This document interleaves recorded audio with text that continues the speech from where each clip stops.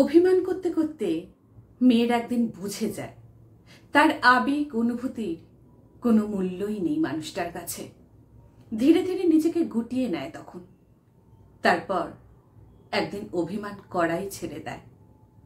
নরম মনটাকে কঠিন মোড়কে মুড়ে নেয়।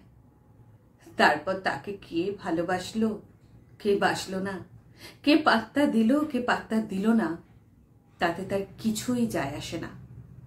তারপর একদিন সব সয়ে যায়। চলে যাওয়া, উপেক্ষা, আঘাত, অবহেলা, দুঃখ, প্রত্যাশা, তাচ্ছিল্য সব সব সয়ে যায়। নারী ধীরে ধীরে সব মানিয়ে নেয়।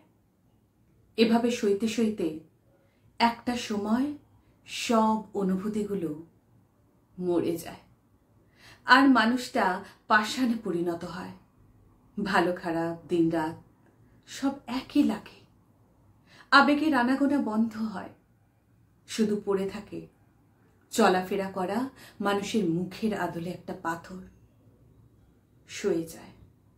অথবা বলা ভালো যে বেঁচে থাকার জন্য সবটা মেনে নিতে হয়। মানুষ বদলে গেলে ভয়ঙ্করভাবে বদলে যায়।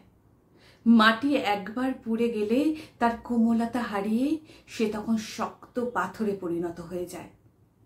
চাইলেও তাকে আর নরম মাটিতে ফেরানো যায় না।